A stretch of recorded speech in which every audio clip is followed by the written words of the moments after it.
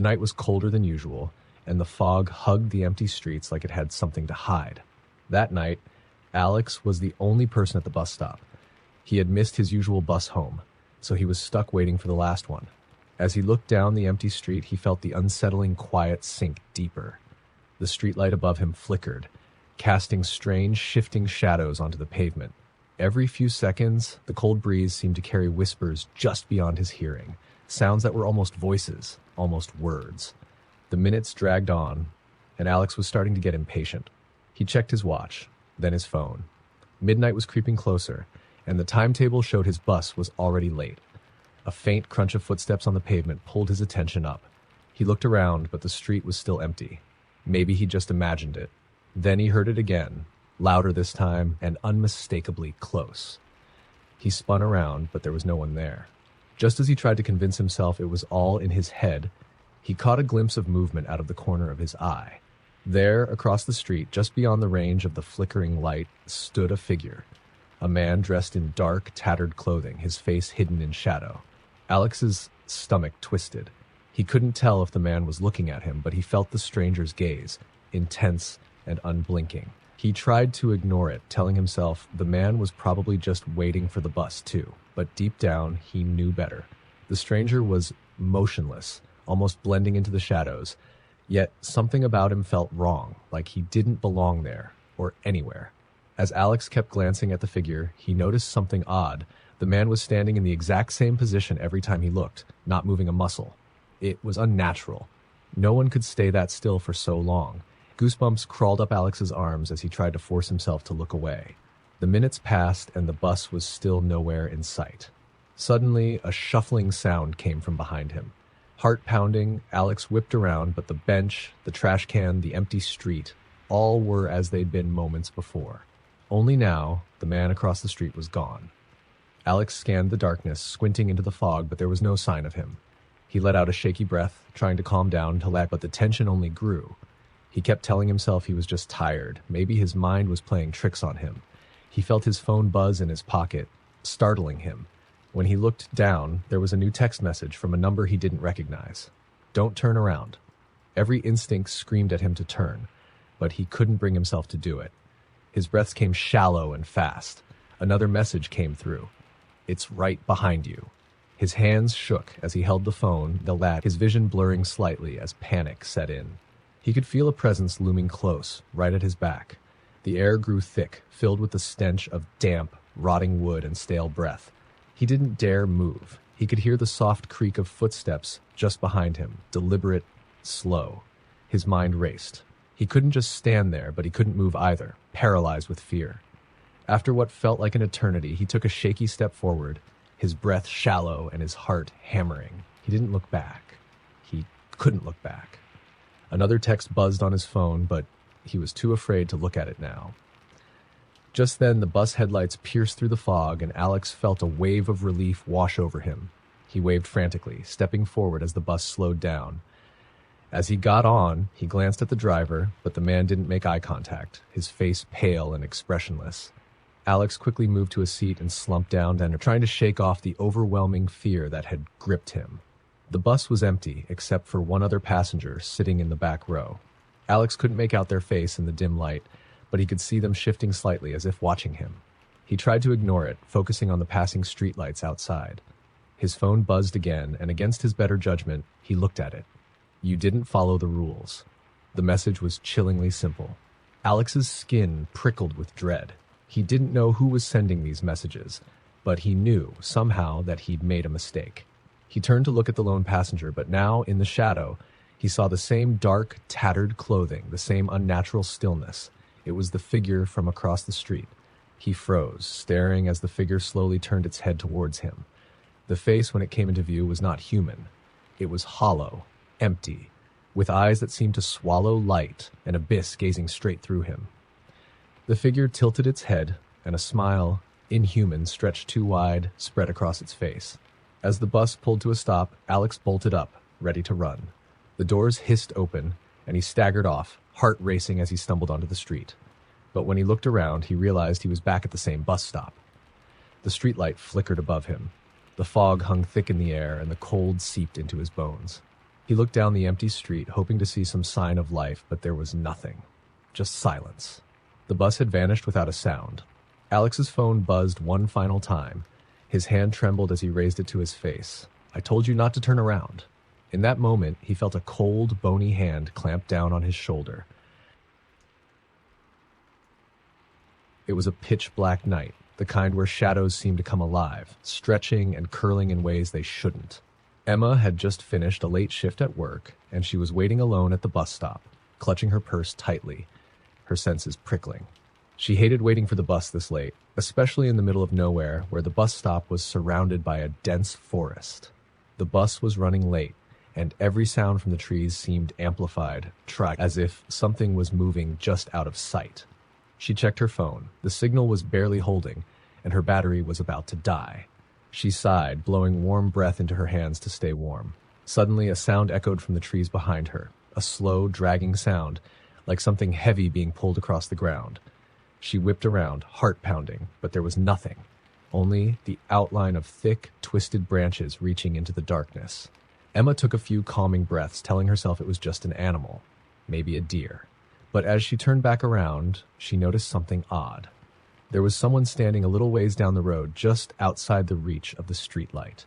She could make out a tall, thin silhouette, barely visible in the darkness, but somehow just wrong. The figure didn't move, didn't shift, just stood there, watching her. She tried to convince herself it was another person waiting for the bus, but the figure's posture was strange, slouched in an unnatural way, limbs too long and thin, like the shadow itself was wrong. Her heart hammered, and she forced herself to look away, focusing on her breathing. But every few seconds, she found herself glancing back. Each time, the figure was a little closer. She couldn't figure out how it was moving without her seeing, but it was slowly creeping nearer, still completely still, whenever she looked directly at it. A soft rustling came from the trees behind her. She spun around, gripping her purse as a makeshift weapon, but the darkness was deep and impenetrable, hiding whatever might be lurking there. When she turned back to the road, the figure had vanished. She let out a shaky breath, a twisted sense of relief that maybe she'd imagined the whole thing. But just as she started to relax, she felt a cold breath on her neck. The air thickened, and a quiet, raspy voice whispered in her ear, "Why did you turn around?" She couldn't scream. Her voice caught in her throat as the chill of dread washed over her. She dared not move, but her instincts screamed to run. Then her phone vibrated in her pocket. She fumbled it out with trembling hands and looked at the screen. There was a new message from an unknown number. "Look behind you." Her heart pounded so hard it hurt. She forced herself to stay still, every nerve in her body on edge. She didn't look behind. She couldn't. But her peripheral vision caught the slightest movement. A dark shape hovering just outside her line of sight, breathing quietly. Another message buzzed through. I said, "Look behind you." Her hands shook as she gripped the phone. She squeezed her eyes shut, willing herself not to look, not to give in to the terrible urge. But the whispers grew louder, insistent, like hundreds of voices pressing against her mind, each voice calling her name, telling her to turn, pleading, taunting. She couldn't take it anymore. Slowly, she opened her eyes and turned. Standing inches from her was the figure, face shadowed under a hood. But as her eyes adjusted, she realized with horror that the figure had no face, just smooth, pale skin stretched over bone, where eyes, a nose, and a mouth should be. Its head tilted slowly, curiously, as if studying her reaction, its blank face inching closer to hers. Her mouth opened in a silent scream, but no sound came out. The figure raised a hand, long, skeletal fingers reaching for her face, brushing her cheek with an icy touch that sent a violent shiver down her spine. Its touch seemed to drain her strength, her voice, her very will to move. The world around her started to blur, shadows dancing as the faceless figure leaned even closer. And just as the edges of her vision began to fade, she heard the faint sound of a bus engine. The headlights cut through the darkness as the bus screeched to a halt in front of her. The figure vanished in an instant, as though it had never been there. Shaken and barely able to stand, Emma stumbled onto the bus, too terrified to look back. She slumped into a seat, gasping for air, her entire body trembling. The driver looked back at her through the rearview mirror, his face unusually pale, his eyes full of a quiet understanding. He didn't say a word, but there was something unsettling about the way he glanced at her every few seconds. As the bus began to move, Emma felt the dread creeping back, an itch in the back of her mind that she couldn't shake. She glanced around the empty seats and caught a glimpse of something in the reflection of the window, her own pale face staring back at her, but behind her, just barely visible, was a shadowy figure, faceless, reaching out inches from her shoulder. Emma bolted upright, looking around wildly, but there was no one there. Just her and the bus driver. She sank back into her seat, heart pounding, and forced herself to breathe. Maybe it was all in her head. Maybe it was just a trick of the light. But as they drove on, she noticed something even stranger. Each time she glanced at her reflection in the bus window, her own face looked a little different. Slightly less defined, her eyes hollowing out, her features softening, fading, until by the time the bus reached her stop, her reflection had become a blank, faceless silhouette, staring back at her with empty, unseeing eyes. The bus doors opened with a hiss, and she stumbled off into the night, barely able to think, barely able to breathe. But just before the doors closed behind her, she heard a voice, a cold, familiar whisper. "See you again tomorrow." As the bus pulled away, disappearing into the fog, she was left standing alone in the darkness, wondering if she'd ever be able to escape the faceless figure waiting for her, or if she was becoming one herself. The wind was bitterly cold as James waited at the lonely bus stop on the edge of town. It was nearly 2 a.m., and the streets were completely deserted. His breath fogged in front of him as he rubbed his hands together for warmth, his ears alert to every little sound in the quiet night. Waiting in the dead of night like this always unnerved him, especially at this particular stop, which was rumored to be haunted. He'd heard stories over the years, tales of people vanishing, of strange sounds, even whispers, but they were just stories, right? He was the only person there, and the only light came from a flickering street lamp that cast strange shadows across the cracked pavement. The sound of distant footsteps made him look down the road, expecting to see someone. But there was no one, just empty sidewalks and the quiet rustle of leaves in the wind. He shook his head, dismissing the noise as his imagination playing tricks on him. Minutes passed, and the footsteps returned, louder this time, echoing in the silence. He glanced around, a prickle of fear creeping up his spine. Still, the street was empty. James took a step back, feeling uneasy, and checked his phone. No signal.